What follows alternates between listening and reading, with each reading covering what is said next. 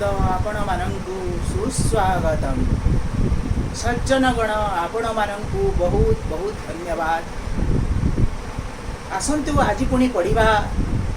अध्ययन करवा श्रीमद् भगवद गीता श्लोक नंबर 13 एवं 14 पढ़ा। आज सत्व रज तम तीनोटी गुण विषय भगवान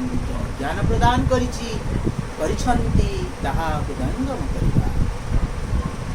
प्रथमे श्री गणेशंकर आवाहन करवा।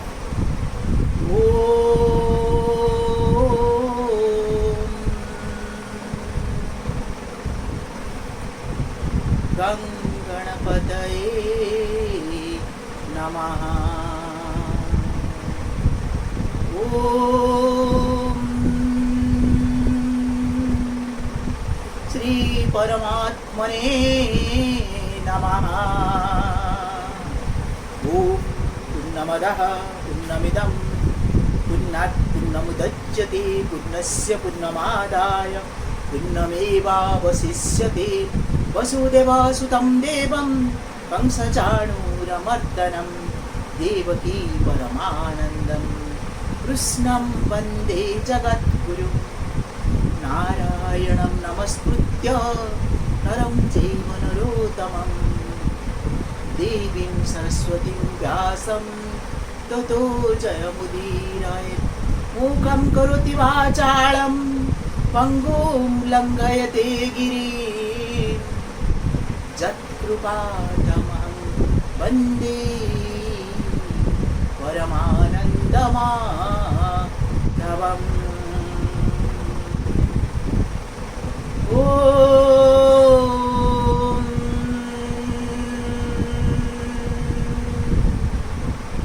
गुरुर्ब्रह्मा गुरुर्विष्णु गुरुर्देव महेश्वर गुरुर्साक्षात् परं ब्रह्म तस्मै श्री गुरवे नमः। प्रपन्न पारिजाताय तत्र विद्रेकपाणये ज्ञानमुद्राय कृष्णाय गीतामृतदुहे नमः। श्लोक नंबर 13 पढ़ा। एठारे भगवान आम संसार रे जेतिकी गुण अच्छी तीनोटी गुण सत्व रज एवं तम ये तीनोटी गुण रे गुण विषय रे वर्णना करछन्ति। त्रिभिः गुणः मयि भावैः एभिः सर्वमिदं जगत् मोहितं नाभिजानाति मामेभ्यः परमव्ययम्। त्रिभिः गुण तीनोटी गुण यही तीन गुण रूपक भाव द्वारा मोहित यही समग्र जगत प्राणी समूह मते त्रिगुणातीत अविनाशी रूपे जानती नाही। तीन गुण ठारू ऊर्ध्वरे तीन गुण रे जगत चालुची। सत्व गुण रज गुण तम गुण यही गुण गुड़िक सहित मनुष्य संबंध रखी से साधु संथर गुण धरिकी से कहे मु सात्विक। रज गुण धरिकी से कहे मु राजस राजकीय राजा। तम गुण धरिकी से कहे मु सबुठार बलवान सब किछि करि पारिबी। एई भलिया सबु गुण गुड़िकरे आबद्ध हेकी सारा प्राणी समूह रहिचंती। एई गुण सहित संबंध रखी मनुष्य को निजे को किए सात्विक कहे किए राजसिक कहे किए तामसिक मध्य कही थाए। एवं एही गुण गुड़िक जेतेबेले तीन गुण रे मोहित मनुष्य कदापि मानि पारे नाही जे परमात्मांकर अंश एगुड़िक। से निजे अंशी परमात्मा आड़क दृष्टि न देई उत्पत्ति विनाशशील वृत्ति गुड़िक सहित संबंध करी मोहग्रस्त हो जाए। राजस्य गुण तामस्य गुण सात्विक गुण यही गुण गुड़िक जी संबंध रखिला सी तार जन्म पुणी आउ थे पुनरावृत्ति होनी से जन्म मरण आड़क गति करुथुब।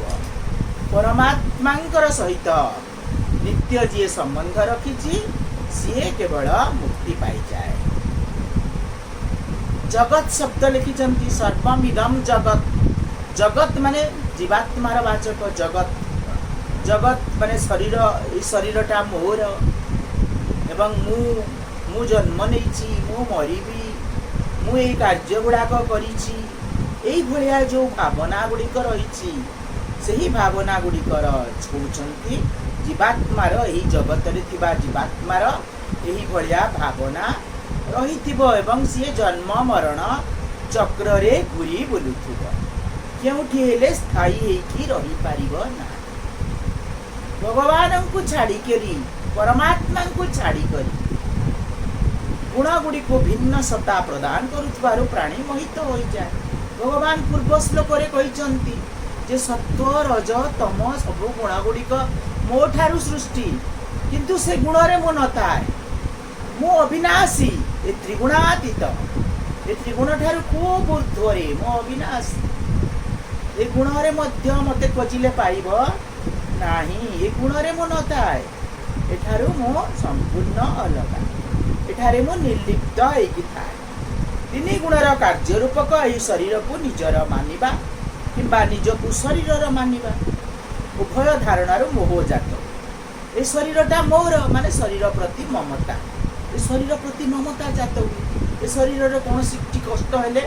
सेठी दुख लगे शरीरटा को भल भाव रखी था अहं भाव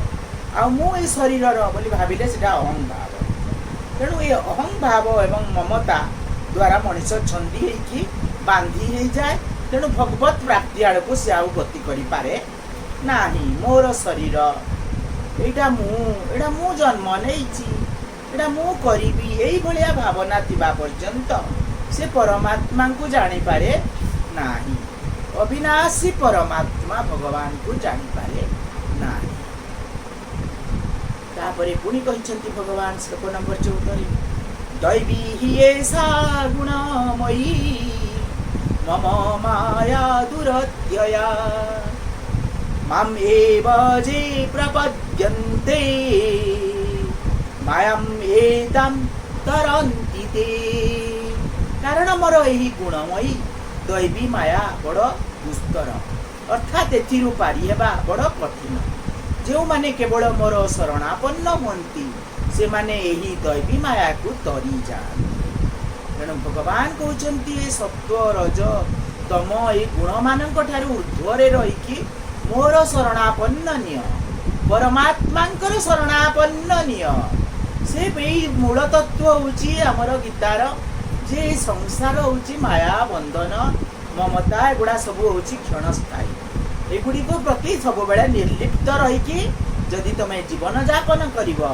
ताहले तुमे सुख दुख ठारू ऊर्ध्वरे रहिबो सत्व रज आ तम तीनोटी गुण सत्व माने सात्विक रज माने राजस्य तम माने सबुठारु दुष्ट प्रकृतिर माया अति दूरत्य भोग संग्रह पाई लालित मनुष्य यही मायारू संबंध तुटाई पारे ना कहबार तात्पर्य मनुष्य केबे निजको सुखी माने तो केवल दुखी माने आज मु दुखरे अछि काली मु सुखरे अछि किंतु जे सब बेले ज्ञान जार अछि से सुख को भी दुख बोली पा माने दुख को भी सुख पया माने एई भली केते कपड़ कल्पित भाव से तल्लीन रहे परिवर्तनशील प्राकृत भाव पदार्थ सहित तादात्म्य ममता कामना करी से सेतिरे बांधी हो जाए तेणु से मुक्त अनुभव करि पारे ज्ञानालोक आड़ को गति करि पारे सी यही तीन गुण मध्य छंदी होइकी आबद्ध हो जाए मामेव जे प्रपद्यन्ते मायामेतां तरन्ति ते मनुष्यंक मध्यरु जो माने केवल मोर सरलापन्न हंती से माने यही माया को तरी जा कौन माया रे बांधी हो ना भगवान जहाँ करेंगे वही संसार रे जन्म देइछंती जहाँ करेंगे भगवान निर्लिप्त होइकी निर्लिप्त जीवन यापन कर निर्लिप्त कर्म कर ताहले जाइकी भगवान को पाइबा मनुष्यंक मध्यरु जो माने केवल मोर शरणापन्न हुंती से माने यही मायारू तरी जा कारण सेमानंकर दृष्टि तीन गुण आड़ को जाए ना पूर्वर कहुई सत्व रज तम गुण मो ठारे ना मु से गुड़ी करे मध्य नाही मु निर्लिप्त रहे भगवान कहते मु निर्लिप्त रहे सब कार्य करे जो माने मो स्वरूप को जानी जाती से माने गुण रे बांधी हुंती ना से माने गुणर कार्य मन बुद्धि प्रकृतिर टिके आश्रय नियंती ना कारण से माने एक कथा भल भावे बुझी जाती जे प्रकृतिर कार्य होइतिबारु मन बुद्धि आदि सब किछि प्रकृतिर क्रियाशीलता प्रकृति रे ही विद्यमान सुतरां से गुड़िकर आश्रय नेबा ही परतन्यता आदौ रहिबा उचित परमात्मा अंश परा प्रकृति परमात्मा अंश होची परा प्रकृति आड़ को आकृष्ट होई अपरा प्रकृति गुड़िक संपूर्ण विमुख होइतिबा कहउचंती भगवान सब बेले कहउचंती ए संसार रे मु बोली केही नाही एई शरीर मध्य मो संसार रे भगवानंकर मु मध्य भगवानंकर तेणु ए शरीर रे जहा हबो ताहा भगवानंकर प्रदत्त तेणु एथिरे माया ममता रे गुड़िक बांधी की लाभ नाही केते बेले राजस्व सुख मिलिबो राजस्व सुख मिलिबो तो केते बेले घोर तामसिक तम अंधकार रे बुड़ी मरिबो केते बेले सात्विक साधु संत होइतिबो तो केते बेले दुख हबो आवरी कष्ट हबो तेणु ए सब गुड़ी कर ऊर्ध्वरे रही सब बेले स्थिर चित्त रे निजर कर्म गुड़िक करी करी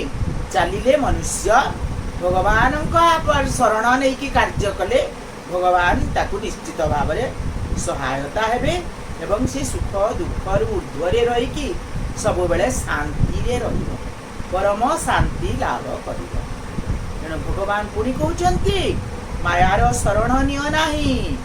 अर्थात पाखरे टंका पैसा वस्तु व्यक्ति आदि रही सुद्धा से सब को निजर आदर मने करना लोक मैंने भावुंट मो पाखे बहुत पैसा अच्छी बहुत टंका पैसा अच्छी बहुत लोक अच्छा तेणु मु सबुठारु राजा मु सबुठ मोर कौन कष्ट हेब ना किंतु भगवान एठारे कहउचंती सेगुड़िक तमे आधार बोली मान ना सेगुड़िक भगवान देइचंती सेगुड़िक रो उपयोग करिवार अधिकार तुमर अच्छी किंतु एगुड़िक उपरे प्रकृत विस्तार करिवार अधिकार ना प्रकृत विस्तार करवा माने सब जाक कौन तुम नहीं जाई पारिबो कि संसार तुम मला बेले को कौन नहीं जाई पारिबो कि टंका पैसा धन जन सबू छाड़ी की जीव कोठी तुमर संस्कार होई जीव को जगह रे जे जानि पारिबो ना तेणु ए गुड़िक प्रति माया बंधन रे पड़ ना मामे बजे प्रपद्यन्ति तेणु दुरत्यतारु मुक्ति पाइबा पई भगवान उपाय बतौछन शरीर इंद्रिय आदि सामग्री को निजर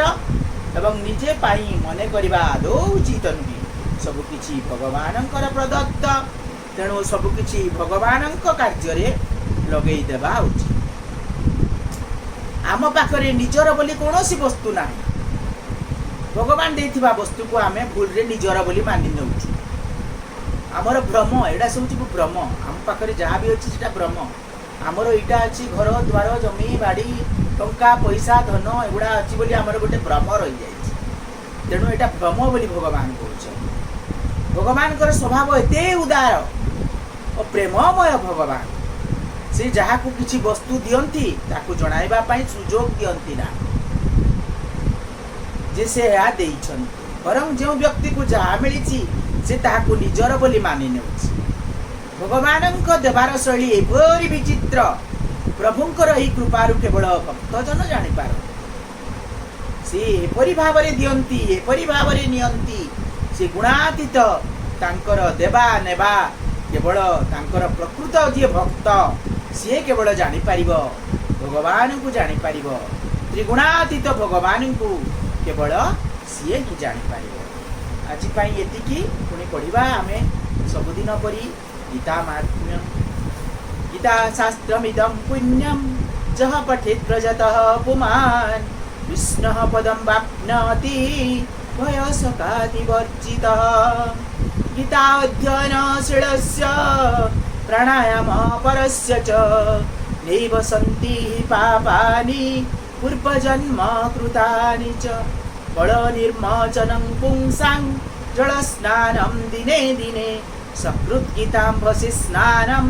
संसारमलनाशनं गीता सुगीता कर्तव्या किमन्ये हि शास्त्रविस्तरे जास्वन् पद्मनाभस्य मुखपद्मात् श्रुता भारतामृत सर्पस्वं विष्णुर्वक्त्रात् श्रुतं गीता गङ्गोदकं पीत्वा पुनर्जन्म न विद्यते सर्पोपनिषद गाव दग्धागपालनन्दनः